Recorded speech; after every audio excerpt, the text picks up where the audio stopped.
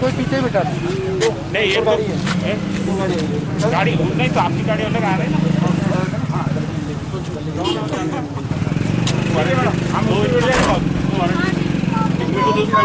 चेन्नई की एक निजी कंपनी में विधि सलाहकार नरेंद्र पिता जगदीश गोयल निवासी पुलिस लाइन कॉलोनी झाबुआ 25 मई गुरुवार 2017 को मिर्ची बाजार स्थित पीरूलाल पिता भेरूलाल जाजोरिया के मकान में पेट्रोल डालकर आग लगा दी गई थी। युवक जलता हुआ घर से बाहर आया, जिसको पड़ोसियों ने पानी डालकर बचाने का प्रयास भी किया, लेकिन उपचार के दौरान 40 दिन बाद युवक की मृत्यु हो गई। जिला व अपर सत्र न्यायाधीश वंदना राज पांडेय ने मंगलवार को ससुर पीरूलाल पिता भेरूलाल जाजोरिया, सास बसंतीबाई पति पीरूलाल जाजोरिया, कमलाबाई पति पीरूलाल जाजोरिया, पत्नी रीना पति जगदीश गोयल और साले विनोद पिता पीरूलाल जाजोरिया को धारा 302 में आजीवन कारावास, धारा 507 में 5 वर्ष सश्रम कारावास व 1000 रुपए जुर्माने की सजा सुनाई। रीना की 4 वर्षीय पुत्री को देखरेख के लिए मामा के सुपुर्द किया।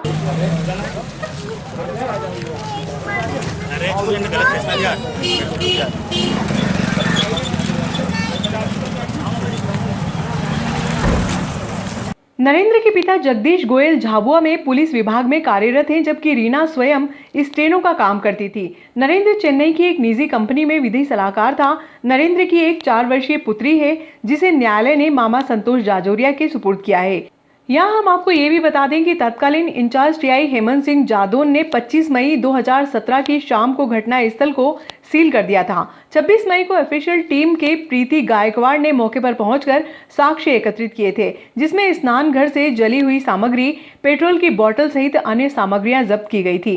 मृतक के पिता जगदीश गोयल ने आरोप लगाया है कि विवाद के दौरान नरेंद्र पर पेट्रोल डालकर आग लगा दी गई थी, जिससे लगभग 50% जल चुके नरेंद्र को उपचार के लिए सरकारी हॉस्पिटल नागदा में भर्ती कराया गया था। हालत गंभीर होने पर गहन चिकित्सा के लिए उज्जैन के एक निजी हॉस्पिटल में भर्ती कराया गया था, जहां लगभग 40 दिन तक उपचार चलने के बाद नरेंद्र की मृत्यु हो गई थी। 5 व्यक्तियों का आजीवन कारावास हुआ। क्या है पूरा मामला सर?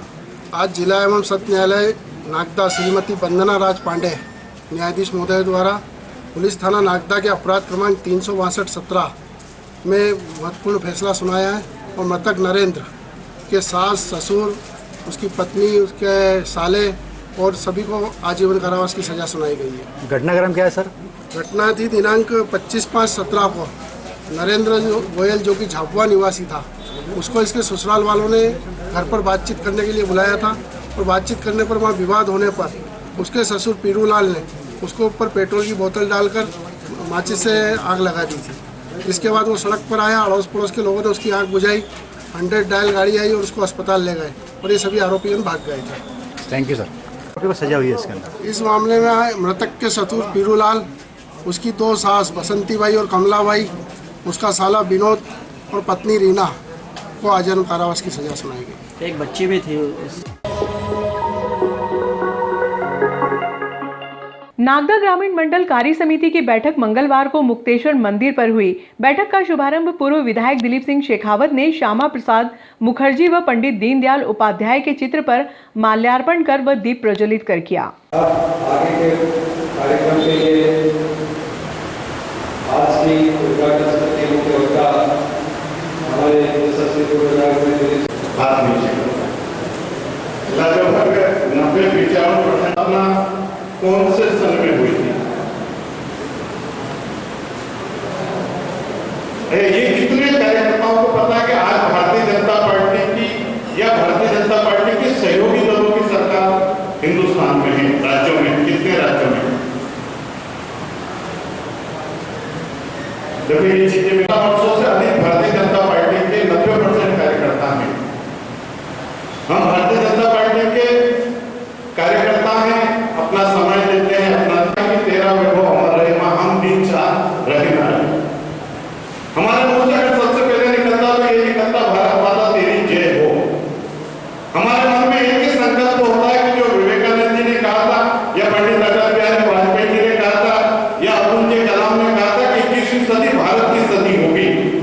21वीं सदी में फिर भारत माता एक विश्व गुरु के स्थान पर पहुंचेगी।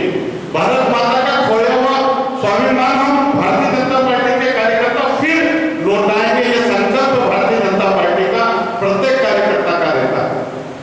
आज हम भारतीय जनता पार्टी के वो कार्यकर्ता हैं जो केवल भारत में ही नहीं, विश्व की सबसे बड़ी राजनीतिक पार्टी अगर कोई है तो भारतीय जनता पार्टी और उसके हम कार्यकर्ता हैं। हम विश्व के सबसे बड़ी पार्टी के कार्यकर्ता हैं और इसलिए हमको पता होना चाहिए हमारा भूतकाल क्या था, वर्तमान क्या है, भविष्य का हमारा लक्ष्य क्या है। आज हम 16 राज्यों में अगर भारतीय जनता पार्टी या भारतीय जनता पार्टी की सहयोगी दलों की अगर सरकार है, एक समय ऐसा गया था जब हम 21 राज्यों के अंदर भारतीय जनता पार्टी की सरकार बन गई थी। हिंदुस्तान की आबादी 130 करोड़ है, उस पर 70% आबादी पे भारतीय जनता पार्टी का कमल का फूल का निशान था। अब ये जो इतनी लंबी यात्रा है, 1914 के अंदर जब माननीय नरेंद्र मोदी जी हिंदुस्तान के तख्तों-ताज पे बैठे थे, देश के प्रधानमंत्री बने थे, जब 7-8 लोग राज्यों के अंदर हमारी सरकार थी, वो बढ़ती बढ़ती 21 राज्यों तक गई। जो हम शून्य से चालू हुए थे, शिखर तक हम पहुंचे, उसके पीछे एक लंबी गाथा है, लंबा संघर्ष है, कई लोगों का बलिदान है। आज भी अगर पश्चिम बंगाल में हम भारतीय जनता पार्टी और एक सांस्कृतिक राष्ट्रवाद के विचारधारा वाली भारतीय जनता पार्टी की सरकार बनाने के लिए संघर्ष कर रहे हैं, तो वहां हजारों कार्यकर्ताओं का बलिदान आज हुआ। आज भी टीएमसी और कांग्रेस के और कम्युनिस्ट पार्टी सेवाई संगठन कोविड-19 के दौरान भाजपा संगठन व सरकार के कार्यकाल प्रस्ताव का वाचन करेंगे हमारे जिला के मंत्री श्री जीवन सिंह यादव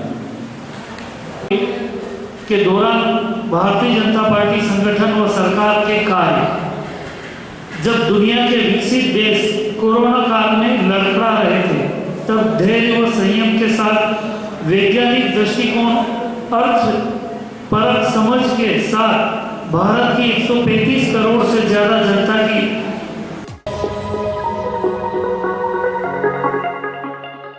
चंबल नदी के केजमेंट एरिया में बारिश होने से लगातार तीसरे दिन भी चामुंडा माता का आंगन पानी से सराबोर रहा। सीएसपी मनोज रत्नाकर ने सुरक्षा के लिए होमगार्ड्स के जवान तैनात किए।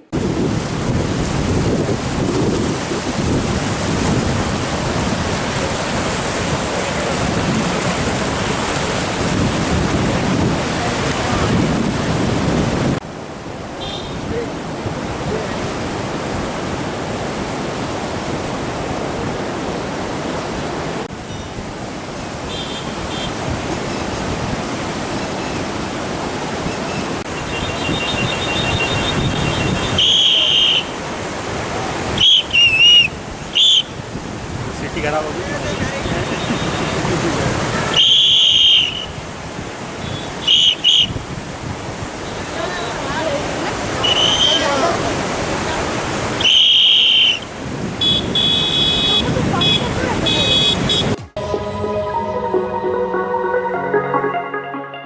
इंदू कॉलोनी में पानी की निकासी नहीं होने से रहवासियों को परेशानियों का सामना करना पड़ रहा है। रहवासियों ने नगर पालिका अधिकारियों को मामले से अवगत कराया, लेकिन परिणाम शून्य रहा। बारिश का दौर शहर में थम चुका है, इसके बाद भी रहवासी क्षेत्र में बने मकानों के आसपास पानी जमा हुआ है, जिससे मकानों में जहरीले जानवर घुस रहे हैं।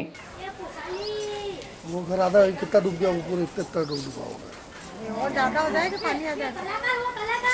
तो पानी तो अभी आया ही नहीं सही सारी, ये पूरा। आपका लक्ष्मी कहाँ निवास करते हैं आप? यहीं पे इंदुपुरी कॉलोनी में। क्या समस्या है यहाँ पे? ये पानी की समस्या है, जानवर घुसते हैं। हाँ हाँ। हैं घर में घुस जाए तो फिर डर रहता है। पानी का रास्ता ही नहीं कहीं से कहीं तक। वो संजू गुजर ने उसने भी बंद कर दिया, तब निकाल कहाँ करेंगे हम पानी का। फिर आपस में लड़ते हैं। नगर पालिका में बोल दिया, बोले हाँ रोड बनेगा, नाप के ले गए, कोई रोड बन रहा है, कुछ भी नहीं हो रहा है। क्या समस्या यहाँ पे? पानी आता है फिर क्या भराता, कोई नाली सांप निकलते बड़े सारे। सांप तो इधर बहुत सांप निकलता है इधर, बहुत बड़े बड़े सांप। इतनी परेशानी है तो बस। क्या नाम है आपका? निर्मला। क्या समस्या इधर? यही पानी भरा था और घर ज्यादा गिरता है रात दिन, तो अंदर घुस जाता है बिल्कुल ही। तो यहाँ सब पूरी कॉलोनी के लड़ के मरते हैं। नगर पालिका में जाते हैं तो कोई सुनवाई नहीं करते वो। क्या नाम है आपका? मेरा नर्मदा। क्या समस्या है इधर? यही है बाबूजी, पानी घुसता है घर में, बच्चे खेलने जाते हैं बाहर, भीतर जाते हैं, पानी पानी रहते हैं, फिर बाहर निकलने के नहीं है, रोड से बाहर ऊपर पानी जा रहे हैं। हाँ, तो जाते हैं तो क्या करें, रास्ता ही नहीं है, रास्ता ही नहीं, किससे लड़ाई झगड़े करें। क्या वार्ड पार्षद को बताया आपने? नगर पालिका के अधिकारी को बाहर में बताया? आते हैं, वो भी देख के चले जाते हैं। सबको बताया कोई नहीं आया। हमारे तो कोई नालियाँ खुलिया कुछ है ही नहीं, तो क्या करें। बस ये रोड की समस्या और कहीं पानी अभी जैसे बारिश में जैसे सांप लंडू सब इधर उधर घर में 2-3 चक्कर तो मैंने घर से बाहर शाम को निकाला, तो बारिश की वजह से ज़्यादा समस्या आ रही है। और छोटे छोटे बच्चे जब स्कूल के टाइम में, हालांकि अभी तो कोरोना काल में स्कूल बंद है, लेकिन आने वाला टाइम में कभी स्कूल चलेगा ना, अगर बारिश का जैसा माहौल रहेगा तो दिक्कत ही आनी है। बोलो बहन, क्या नाम है आपका? क्या बता रहा था आप? इधर से जाने का भी रास्ता नहीं, ये वाला रोड नहीं है, इधर पानी उधर से आता है ना, तो इतना पानी हो जाता है इधर। जब बच्चे हमारे खेलते हैं ना तो अंदर गिर भी जाते हैं। रोड पे भी कोई नाली नहीं है, बस वो इतना सा रोड है। कहाँ की समस्या, कौन से मोहल्ले की समस्या है? ये इंद्रपुरी कॉलोनी की समस्या है। सरकारी हॉस्पिटल के वॉशरूम में महिला को प्रसव होने के मामले में मंगलवार की शाम को बीएमओ डॉक्टर कमल सोलंकी को ज्ञापन सौंपा गया। ज्ञापन में ड्यूटीरत स्टाफ को निलंबित करने की मांग की गई। सरकारी हॉस्पिटल में 26 जुलाई की अल सुबह पिंकी पति समृत सिंह राठौर को वॉशरूम में प्रसव होने का मामला मंगलवार को तूल पकड़ गया। समृत के साथ कुछ युवकों ने हॉस्पिटल पहुंचकर बीएमओ डॉक्टर कमल सोलंकी को ज्ञापन सौंपा। ज्ञापन में ड्यूटीरत स्टाफ को निलंबित करने की मांग की गई है। ज्ञापन में बताया गया है कि प्रसव पीड़ा होने पर 25 जुलाई की रात्रि में सरकारी हॉस्पिटल नागदा लेकर पहुंचे। ड्यूटीरत डॉक्टर समन कुरैशी ने प्राथमिक उपचार देने के बाद पिंकी को भर्ती कर लिया और सुबह लगभग 4 बजे तक प्रसव होने की बात कही। रात्रि 12 बजे पिंकी को पीड़ा होने पर पति समृत ने डॉक्टर कुरैशी के मोबाइल नंबर पर कॉल किया तो किसी पुरुष ने मोबाइल अटेंड किया। इस दौरान मैंने परिजन स्टाफ नर्स को बुलाने गए, लेकिन वह नहीं आई। सुबह लगभग 4 बजे पिंकी वॉशरूम गई तो उन्हें वहीं पर प्रसव हुआ। परिजन पिंकी को लेबर रूम में लेकर पहुंचे, जहां पिंकी का उपचार किया गया। सर, मेरे साथ 25 तारीख रात में मेरी मिसेस को मैं लेके आया था डिलीवरी के लिए। यहाँ पर सुविधा उपलब्ध नहीं थी। यहाँ पे जो भी मतलब स्टाफ के जो स्टाफ है वो स्टाफ तैनात नहीं था, और जो मौजूद थे वो भी सो रहे थे, अलग रूम में सो रहे थे। और जो मतलब डिलीवरी के लिए जिसको लाया था उनके पास कोई भी नहीं था। और जो मैडम थे समन कुरैशी मैडम, वो 12 बजे बाद चले गए उनके घर। उसके बाद वो सुबह तक आए और डिलीवरी मिसेस की डिलीवरी बाथरूम में हुई।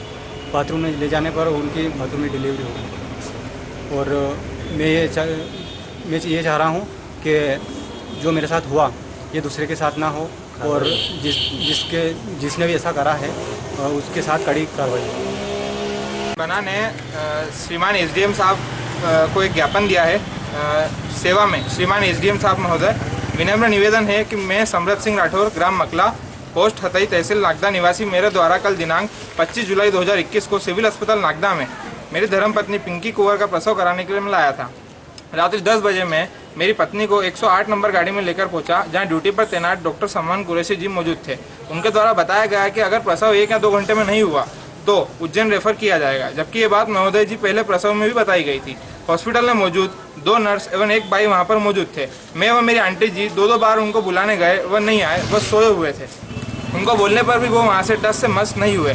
जो होना था वो हो गया, ऐसा उनका कहना था। मेरी आंटी मेरी धर्मपत्नी को बाथरूम में लेकर गई और वहाँ उसका प्रसव हुआ। मेरे चिल्लाने के बाद नर्स और बाई तीनों की नींद खुली और वह सोते हुए उठकर वहाँ आई और मेरे और मेरी आंटी जी पर गुस्सा करके चिल्लाने लगी। बाथरूम से प्रसव वार्ड तक ब्लड ही ब्लड हो गया। जो स्थिति भयानक थी, मैं बहुत घबरा गया। सिविल हॉस्पिटल के नर्स एवं डॉक्टर दूसरी बार भी यह स्थिति दोहरा रहे थे। जब उनको बुलाने गए, वह पहले प्रसव में भी सिविल हॉस्पिटल नागदा से उज्जैन चारक भवन में रेफर किया गया, जबकि धर्मपत्नी तकलीफ में नागदा से ही बीच रास्ते में गाड़ी चालक एवं सहायक दोनों ने चेक भी नहीं किया। चारक भवन उज्जैन जाते वक्त मेरी पत्नी का प्रसव नॉर्मल हुआ, जहां के डॉक्टर और नर्स को किसी तरह की कोई परेशानी नहीं हुई। सर, कल दिनांक 25 जुलाई 2021 को जो मेरे साथ हुआ वह बहुत निंदनीय है। सर, रात में जो स्थिति बनी वो मैं आपको बयां भी नहीं कर सकता। सर, मेरी आपसे विनती है कि मेरे साथ जो हुआ वो आगे से किसी के साथ भी ना हुआ हो और अस्पताल प्रशासन पर कार्रवाई हो।